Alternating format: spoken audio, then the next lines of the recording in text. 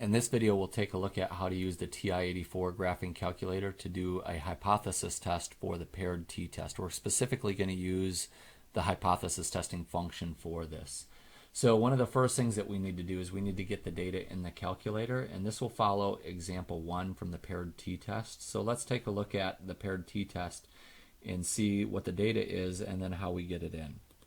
So if you recall from the paired t-test, we have our categorical variable, which is the computer name, and then we had two quantitative measurements from each computer, and these two measurements are dependent on that specific computer. So we had system failures before and we had system failures after. Now I know in this I have the data already calculated for the differences, but I'm going to show you how to use the TI-84 calculator to get the differences without having to manually do the subtraction and then go through and type that into the list, okay? So let's take a look at this. The first thing that we're going to do is we're going to go into the stats menu and we'll choose edit. And you can see that I already have the data from the system failures before typed into list 1 and the system failures for after typed into list 2. What we want to do is we want to use the functions on the calculator in order to get the data into list 3 for the differences, which is the system failures after. So list 2 minus list 1, the system failures before. So let's exit out of here. So just go to second and mode to exit out of here. That'll quit you out of that screen. And we're going to use the list functions in order to do this. So if you hit the second button and the number 2, this is going to pull up list 2. And then we're going to use the operator for subtraction. And then we're going to go to second and the number 1 to pull up list 1. So this is saying take list 2 and subtract list 1 from that.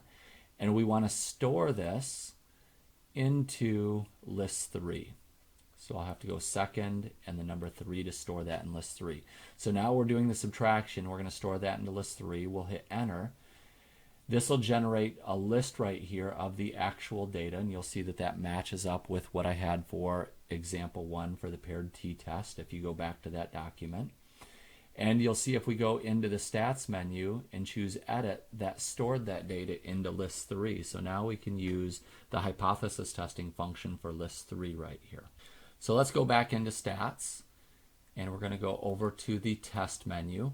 If you scroll through the list of tests, you're not going to find a paired t-test option in the hypothesis testing list.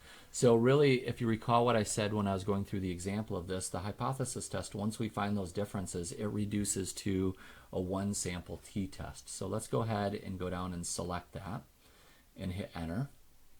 So we'll just use option 2, the t-test.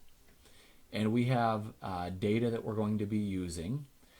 Mu sub 0 when we do a paired t-test is generally 0, so we'll change that to 0. The data that we're going to use for this is actually in list 3, so we have to change this from L1 to L3. So we'll go to second and the number 3 to change that to L3. The frequency list remains 1. And then the alternative hypothesis, we need to determine which one of those statements we're using. If you remember, we said the system failures, we want to be less than 0. Okay, that was the alternative hypothesis that we used. So we're going to use mu is less than mu 0. And then we'll go down to calculate and hit enter. And this should generate the output for the test statistic and the p-value for that data set, and it's going to use exact values. So our test statistic might be slightly different than what we had in the example, but it should be fairly close. Our test statistic is negative 3.286. Our p-value is 0.00669.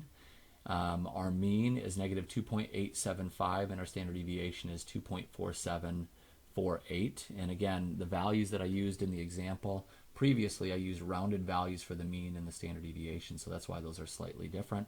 And then last of all, our sample size is 8 for the differences, okay?